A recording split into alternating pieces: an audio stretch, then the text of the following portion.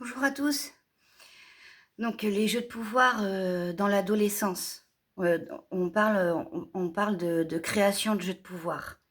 Qu'est-ce qui va créer des jeux de pouvoir dans l'adolescence? Donc on a vu dans l'enfance que par la frustration du oui, du non, quand on pour tous les oui et les non, sans attitrer à la personne et à la personnalité, crée de la frustration et donc dans cette frustration, ça va développer des comportements comme ça, des comportements de on se juge par rapport aux autres et on cherche une place par rapport aux autres. Ce qui est normal de chercher une place par rapport aux autres, mais ce qu'on veut, c'est trouver sa place par rapport aux autres en tant que moi. Non pas moi-je puisqu'il y a les autres, mais moi, le moi. Le moi, cette personne-là, unique. Donc, là, dans l'adolescence, par exemple, on va dire, un enfant à partir de très tôt de toute façon. Ah bon, allez, soyons fous, on va dire à partir de 12 ans. À partir de 12 ans, c'est, bah, oui, tu grandis, ben, en fait, maintenant tu dois, agir, heu, comme quelqu'un de responsable de ta vie, hein. Par exemple, bah, demain, tu es appelé à partir de cette maison. Cette maison est la tienne, oui, mais c'est surtout la maison de la famille, d'accord? C'est le lieu de la famille. Donc c'est pas un lieu qui t'appartient complètement. Tu es appelé à grandir, tu es appelé à partir de cette maison pour faire ta propre vie. Donc dans ta propre vie de demain, est-ce que tu laisseras ton lit défait? Est-ce que jamais tu nettoieras les toilettes? Est-ce que jamais tu te feras à manger? Donc là, aujourd'hui, c'est important d'apprendre à te faire cuire un œuf. Parce que si tu sais pas te faire cuire un œuf, en fait, tu vas tomber amoureux de quelqu'un qui sait faire cuire les œufs. Et tu vas aimer cette personne parce qu'elle sait faire cuire des œufs.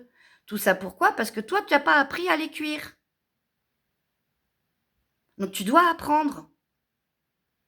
Parce que si tu veux être honnête dans tes amours, eh ben, tu vas aimer quelqu'un en regardant qui il est, qui elle est. Et juste en la regardant vivre et non pas parce qu'elle répond à tes besoins. Les gens ne sont pas là pour répondre à tes besoins. Donc aujourd'hui, moi, ta mère, je réponds à tes besoins en tant qu'amour, en tant qu'accompagnatrice, à côté de toi. Mais si tu vas à un œuf, tu vas te faire cuire un œuf. Si tu veux une chambre propre, tu ranges ta chambre. Si tu veux arriver dans une salle de bain propre, eh ben, tu fais comme tout le monde. Après l'avoir utilisée, tu la nettoies. Tu veux manger? Bah, tu coupes des légumes. Tu épluches des légumes. Tu fais ta part. Tu fais ce qu'il y a à faire. Le manger, en fait, tous les êtres humains se posent la question de quoi manger matin, midi, soir, toute la journée, en fait. Donc, sois un être humain et commence là à te poser la question sur le manger. Et viens, on s'organise tous ensemble, il n'y a pas de problème. Moi, en tant que maman, je suis ouverte à toutes les propositions. Et puis, s'il n'y a pas de proposition, moi, en tant que maman, je gère ma cuisine et je dis, oui, coucou, bienvenue, 17h. Oui, bien, oui, bah, t'as passé une bonne journée, oui, oui, prends ton 4 heures, oui. Bon, bah, toi, aujourd'hui, bah, t'es de corvée d'épluchage. C'est à telle heure qu'on épluche. Toi, à telle heure, bah, tu vas être, voilà, tu vas être à découper les légumes. Bah, toi, tu veux cuisiner? Bah, viens, on va prendre la moitié des légumes qu'on va mettre dans une poêle, puis l'autre moitié qu'on va mettre dans une casserole pour faire la différence entre les légumes bouillis puis les légumes frits. Tout le monde s'y met. Et quand tout le monde s'y met dans cette responsabilité de soi-même, voilà, bah, après, on n'a plus des parents qui sont j'ai pas le temps, j'ai pas le temps, j'ai pas le temps. Tu te rends compte, j'ai des enfants, j'ai ci, j'ai ça, j'ai le travail, j'ai les amis, les amours, les emmerdes, enfin comme d'habitude. Donc toute cette parentalité qu'on connaît à courir dans tous les sens. Non, en fait, maman, dis-toi bien, maman, tu as du temps. Et si t'as pas de temps, c'est parce que tu fais tout à la place des autres. Donc si t'as pas de temps, c'est que tu es dans les jeux de pouvoir. C'est infernal. Inferno, c'est l'enfer. Alors ne vis pas l'enfer. Ne représente pas l'enfer. Ne sois pas l'enfer face à tes enfants. Ne te mens pas à toi-même. Si t'en as marre de plier le linge, t'arrêtes de plier le linge. C'est bon, ils ont l'âge. À tous les âges, on apprend à plier un jean. Hein. Il n'y a rien de plus simple. Hein. D'ailleurs, j'ai vu sur TikTok, hop là, un geste, boum, boum, c'est bon, le jean est plié. Hein. On peut même faire ça en balançant le jean. Si on le fait bien à plat, on a le bon geste. C'est même pas je plie, quoi. C'est et hop, il est plié, le jean. Alors, on peut tous faire. Donc, cette responsabilité dans laquelle on doit engager l'enfant, c'est la responsabilité d'être. Tu es toi. Et moi, en tant que personne, je ne suis pas là pour te servir. Je ne suis pas ta servante. Je ne suis pas dans la servitude. Quand les mamans auront compris qu'elles doivent sortir de la servitude, ben c'est déjà bien. Et pourquoi? Pourquoi elles n'y arrivent pas? Parce que pour elles, aimer un enfant, c'est tout faire pour. Aimer, c'est faire pour l'autre.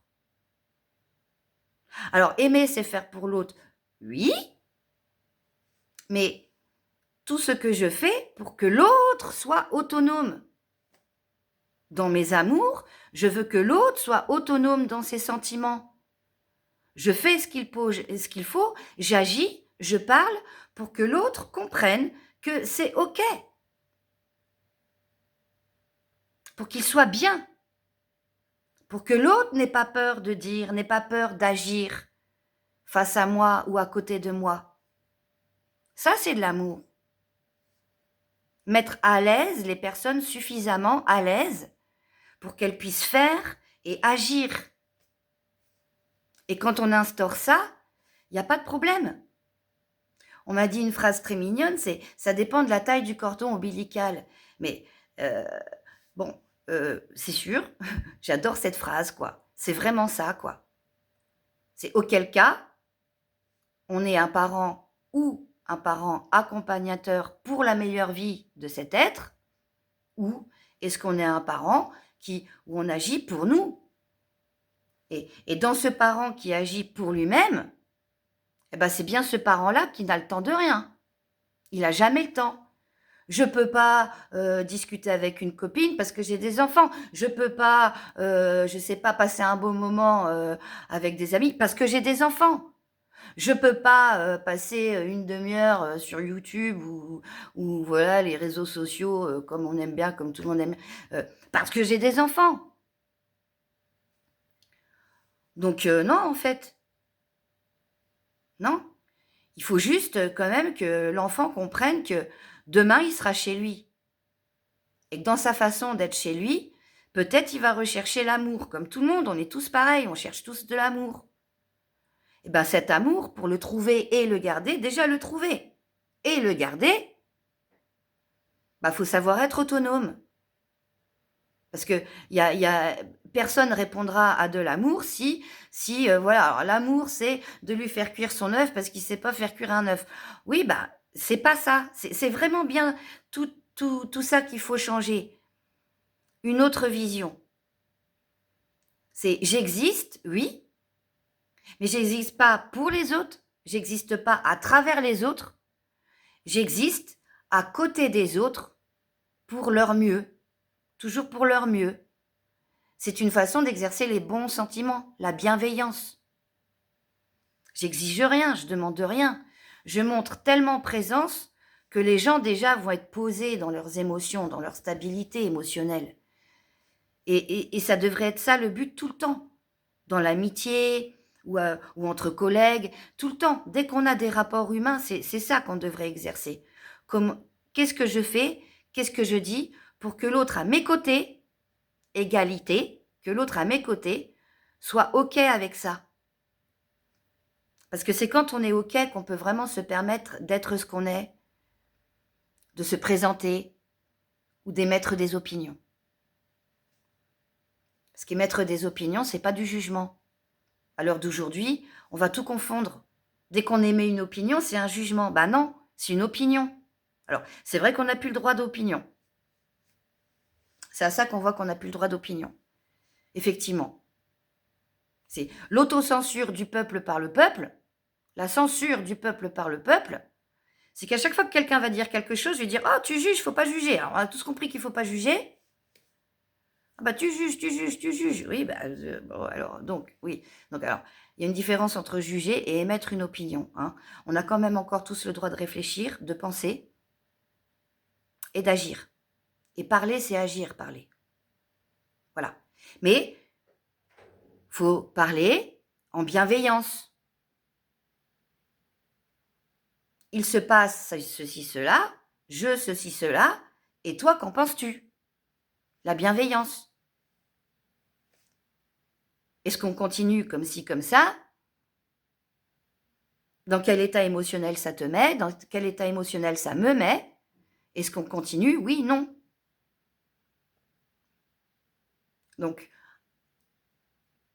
l'enfant doit comprendre que quand on s'adresse à un adolescent, ce qu'il faut quand même bien lui faire comprendre, c'est que s'il se rapproche des autres pour combler ce qu'il n'a pas,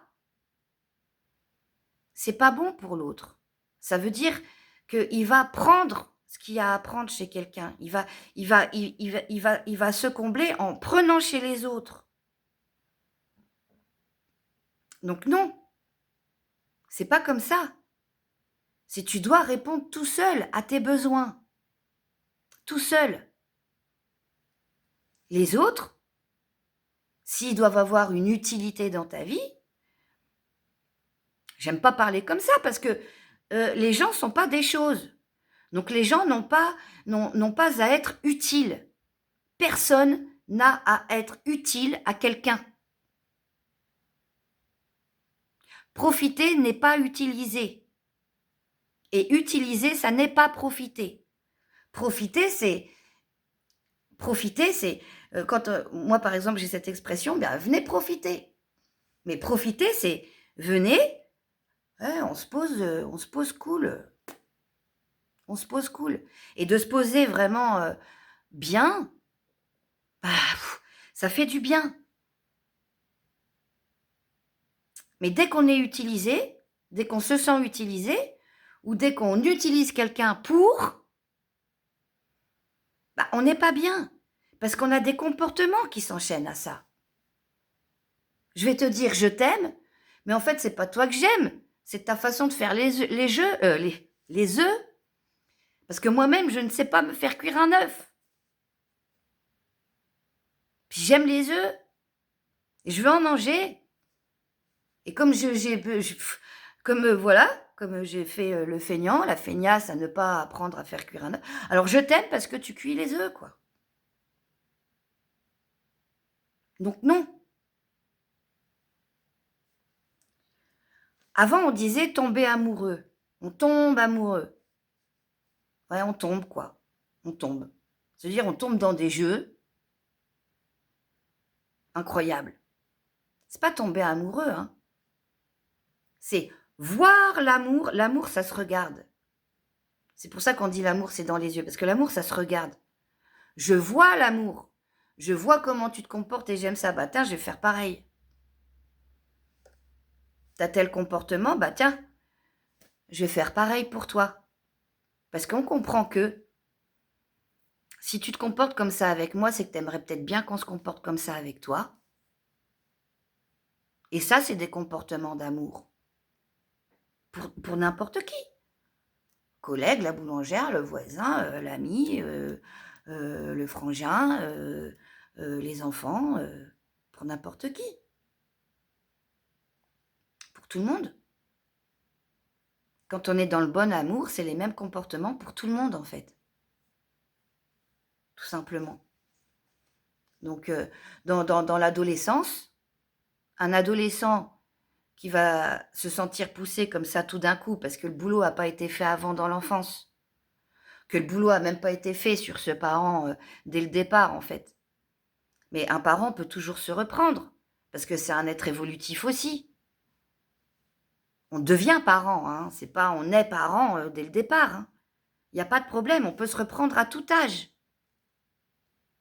Et à l'adolescence, le parent qui se reprend, bah, doit faire ça vraiment. Doit faire ça vraiment. C'est bon, maintenant, t'es grand, hein. Dans le demain, tu vas partir. Et dans cette préparation au demain, moi, en tant que personne, Je veux pas me retrouver à avoir rien à faire. J'ai plus rien à faire. Ma vie n'a plus de sens parce que j'ai plus d'enfants. Bah non, quoi. Ou alors toi, ah bah c'est la panique parce que j'ai plus ma maman. Bah non, en fait. Pas du tout. Donc détruire les jeux de pouvoir à l'adolescence, c'est ça. Quand on oblige un enfant, alors dans la douceur, ça va, on s'aime. Mais quand on oblige un enfant à être responsable de ses besoins, même si ça vient d'un coup, hein, si ça n'a pas été fait avant, hein, comme voilà, c'est pas grave si ça n'a pas été fait dans l'enfance. Bah, on fait le même taf. Et c'est même plus facile parce que l'adolescent comprend des choses. Mais il n'y a pas que par la parole que ça doit être fait, tout ça. Il y a la parole plus les actes. C'est-à-dire que le parent, en tant que parent, admettons en cuisine, ah c'est dur, hein. C'est dur. Mais je vous garantis que si vous faites ça 2 fois, il y aura pas de 3e fois, en fait. S'il y a personne, maman ou papa, qui vient t'aider en cuisine, si tu es encore avec des gamins de 13 ans, là, 12 ans, même 11 ans, qui font rien pour manger, si tu es encore dans cette situation-là, bah tu sais ce que tu fais. Bah tu fais à manger que pour toi. Bah personne s'intéresse à ce qu'il a envie de manger, bah moi je m'intéresse à moi, je sais que j'ai faim, je me suis fait à manger, quoi. Oh, oh bah tu fais ça une fois, ça marche, hein. OK? On n'est pas dans la violence là. On agit pour un message et on acte dans tous les sens. Dans notre façon de checker les repas, mais aussi on parle. Bah, je vous ai dit l'autre jour que tout le monde doit participer. Enfin, la nourriture, ça va être toute ta vie. C'est toute ta vie. Donc, bah, faut s'y mettre, quoi. Bah, si tu t'y mets pas, c'est que t'as pas faim. Je respecte le fait que tu n'aies pas faim. Je respecte le fait que tu ne veuilles jamais manger. Bah, mange pas. Alors oui, bon, bah oui, bah oui, bah oui, bah, mais comment voulez-vous que ça soit autrement? Moi, je te veux du bien. Je suis ton parent. Ce que je veux, c'est que tu sois capable de te satisfaire et que tu sois capable d'un bon amour pour tes bons amis, pour tes bons amoureux. Je veux que tu fasses un bon humain. Et pour être un bon humain, bah la surface, on l'élimine, hein. Tranquillement, mais on l'élimine. Pas de jeu de surface. Il n'y a pas de pour le beau, pour le... Non, il n'y a pas. C'est je dévoile je dévoile qui je suis, je dévoile ce que je fais et je dévoile ce que j'apprends. Et j'ai pas honte de dévoiler ce que j'apprends. J'ai pas honte de dire que c'est dur pour moi. D'ailleurs, si j'en parle à quelqu'un, eh ben c'est que cette personne, elle va peut-être me dire un truc que les 1000 autres n'ont pas dit. Puis ça va m'aider, puis ça va débloquer ce que je trouve dur. Donc l'amour sans condition, c'est ça. L'amour sans condition, on peut le voir de tas de façons différentes, mais surtout dans les comportements liés à la parole. Parce que parler, c'est bien. OK? Mais quand tu parles et que tu n'en as pas les comportements, bah ça passe pas, quoi. Ça fait pas son effet. D'accord? Donc, vraiment lier la parole aux actes, en fait, le parent doit absolument le faire dans cette période de l'adolescence. Parce que c'est bien dans la période de l'adolescence, au moment où ils disent non, non, non, ou alors moi, je, ou, enfin cette période-là où c'est tellement important pour eux d'exister, c'est tellement important pour eux d'être vus, d'être entendus, d'être compris, c'est tellement important pour eux d'être validés sur des choses. Tu as de grandes idées, c'est bien, c'est bien, c'est bien, c'est bien. Alors maintenant, ces idées-là, comment tu vas les mettre en œuvre dans ta vie? Comment tu vas acter ces idées-là? Là, tu viens, ah bah c'est bien, alors c'est mignon. Alors, tu as 20 ans, tu as des idées sur, je sais pas moi, les grands sujets comme ils sont à 20 ans, quand ils ont toujours raison, je sais pas moi, alors l'écologie ou l'amour, enfin, peu importe quel grand sujet. C'est bien tout ça, hein, dis donc, c'est bien, tu réfléchis bien. Et comment tu actes alors? Donc, tu me transmets de l'information, j'adore. Je suis d'accord avec toi, je valide. Très bien, super. Tu as l'air d'avoir une bonne maman, toi. Hein. Comment tu actes dans ta vie? Comment tu mets tout ça en œuvre? Comment tu œuvres? Œuvrer ces idées. Comment vas-tu œuvrer pour tes idées? Toujours pas? Bah tiens, réfléchissons à ça. Parce que là, tu as des idées qui te poussent, ça a l'air quand même d'être ça a l'air d'être ton jus. Hein. Vu comme tu en as parlé, ça a l'air d'être un sacré jus. Alors, comment vas-tu œuvrer? Pourquoi? Parce que l'information, on a une information, elle est là, elle est au centre, mais l'information, c'est pas fait pour que tu en fasses le tour toute ta vie. L'information, elle est faite pour être utilisée. Donc, avoir l'information, c'est bien. Avoir des idées sur l'information, c'est bien. Se positionner par rapport à une information, c'est bien. Maintenant, comment vas-tu l'utiliser? Et là, en termes de comportement, hein, on passe de la psycho à l'incarnation, au développement personnel, par exemple. C'est un peu le problème qu'a posé la psycho, c'est qu'il y a un problème, puis en fait, on fait le tour du pot toute notre vie autour de ce problème-là. Ouais, bah, le problème, une fois qu'on l'a vu, une fois qu'on l'a décrypté, une fois qu'on l'a compris, on peut l'utiliser. Hein, on peut utiliser les informations pour en sortir de ce problème, en fait. Parce que quand, dans ma vie, j'agis par rapport à mes idées, quand j'agis par rapport à mes souffrances, bah, en fait, je suis comblée. Je commence à équilibrer le truc, je commence à aller bien dans mes émotions. C'est moi ce que j'appelle la responsabilité, en fait. Parce que tu peux très bien comprendre quelque chose, hein, surtout, bon, les ados sont en plein développement de leur souffrance ou ont plein de trucs, ils ont des souffrances comme tout le monde. En fait, comment tu agis à travers ça, en fait? Qu'est-ce que tu en fais, en fait? C'est bien, ça c'est ça le plus important. Qu'est-ce que tu en fais? Où est-ce que tu vas dans ta vie? Sans cesse revenir. Alors, je m'assume. Bah, je m'assume quoi? T'assumes tes souffrances. Donc, en fait, t'assumes le fait que tu veux vivre avec tes souffrances toute ta vie. Bah, moi, ta mère, moi, ton amie, moi, ton amoureuse, j'assume pas ce que t'assumes. Moi, ça me dérange d'avoir quelqu'un que j'aime, assumer ses souffrances et vivre dans ses souffrances toute sa vie, sans jamais rien faire pour en sortir. Blabla, blibli, patati, patati, patata. Ah bah ça, pour parler, ça parle. D'accord. Mais à quoi doivent servir les conversations? Parce que la vie, c'est agir. La vie, c'est avancer pas à pas, step by step. C'est je comprends quelque chose. Voilà. Bah tiens, j'en fais encore un autre tour pour voir si j'ai bien compris. J'en fais même encore un autre tour pour bien me positionner dans mes choix.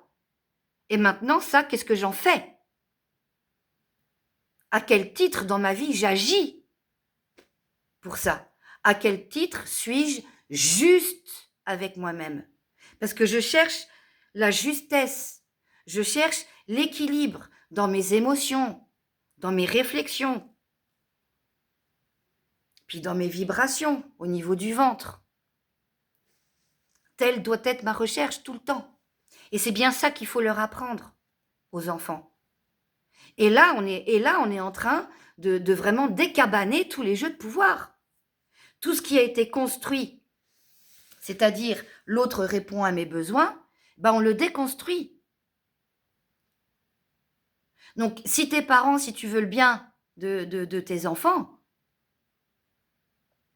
si tu veux le meilleur pour tes enfants, tu dois quand même lui transmettre ce que c'est que la responsabilité de son corps, la responsabilité de ses idées, la responsabilité de ses paroles, le poids des paroles, le poids des pensées, le poids des idées, des jugements, d'accord? Le poids des décisions, et que ce poids-là doit être transformé en acte.